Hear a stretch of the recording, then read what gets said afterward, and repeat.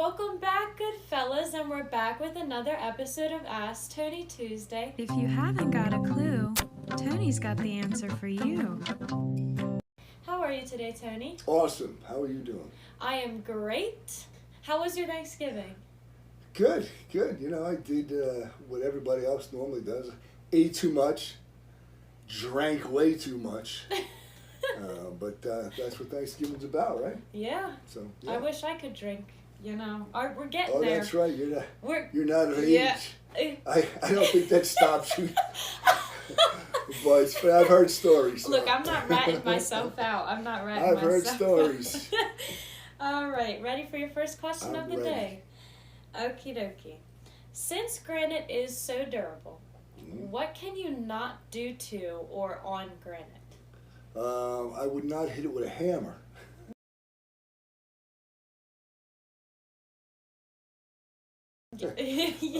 But seriously, I mean, granite is really durable. You can cut on it. You can put hot pots and pans on it. There really is very little you can't do on granite. And like I said, I mean, I've always said it's your best bang for your buck. It's by far, in my opinion, your best choice for a countertop. I think it's the most durable. I think it has the most beauty because you have that three-dimensional look that you get with natural stone. Like I said, I mean, I would just avoid, sometimes when you're doing dishes, you're doing maybe heavy pots and pans, cast iron pans, you want to avoid hitting the edges.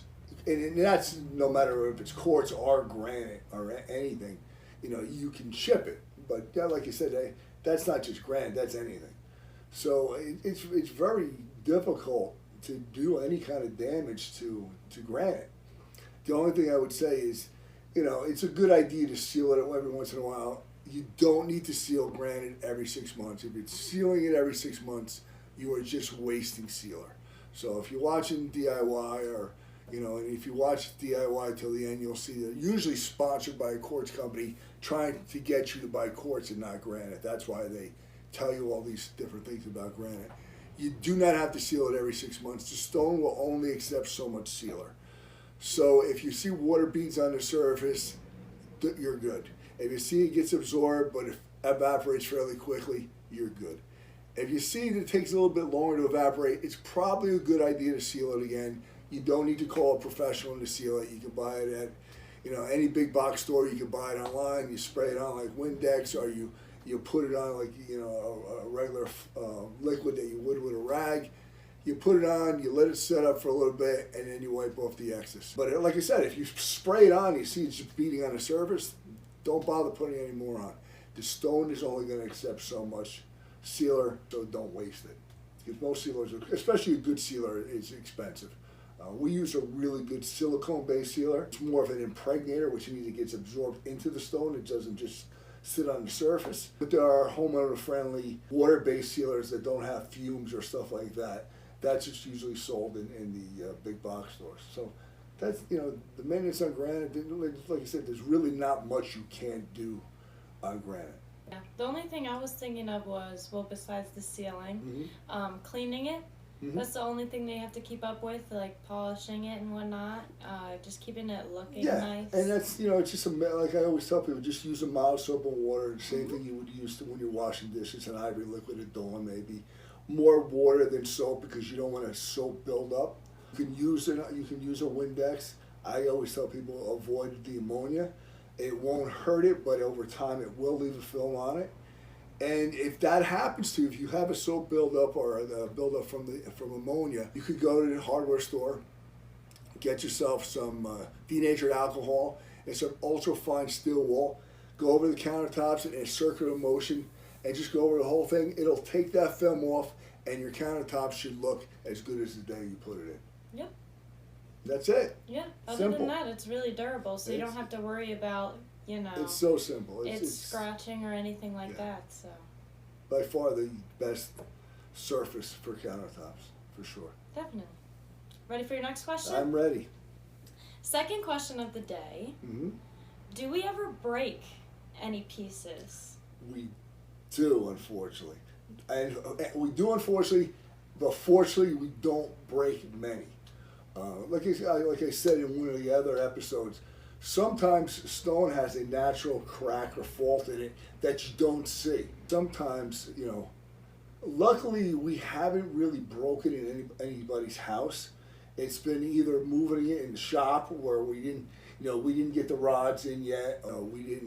We're just moving it with the forklift from one station to the other, and again, we still didn't have the time to put the fiberglass or metal rods in. Or sometimes it's just a matter of bringing the slab out, and we do it with a forklift, and we have this clamp. And sometimes there could be a fault or a crack right where that clamp is, and the slab will just fall down out of the clamp. The only thing left in the clamp is just the piece of stone, but the rest of the slab falls down. So that's why it's always important that when you're moving it, you're to the side. You're never in front or back of the slab, so you have an exit to jump out of the way. Like I said, I think the last episode, that one slab will kill you. Yeah, we've had some break. Luckily, not that many. Knock on wood, but it is it's unfortunate when it breaks because one, people get really hurt or killed. Two, it's I always look at that as it was a piece of stone that didn't make it to its final journey. Mm-hmm. It was extracted. It came from Italy, Spain, Brazil, India. It came all the way over here to get ready to be somebody's countertop, and it didn't get there. It didn't make it. So to me, it's it's another sad part of thing. But as long as nobody gets hurt, material can be replaced. People are much harder to replace. Yeah. I was gonna say, for the most part, we're pretty careful here because, since I've been here, the only type of breaks that I've seen are when the materials come in and they have a crack in them, and we're trying to move them, and then the crack breaks while we're moving it, and then that's the only type that I've seen since I've been here. Yeah. So. And like I said, in 2008, I had 3 fall on me, and I was lucky enough to spin out.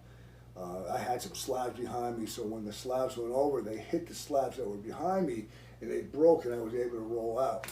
But it's scary. That's all the questions I have for you today. Thank you for answering our questions. A pleasure. And we hope you guys have an awesome rest of your week. Thank you for tuning into this week's episode. We will see you guys next week with another episode. See you later.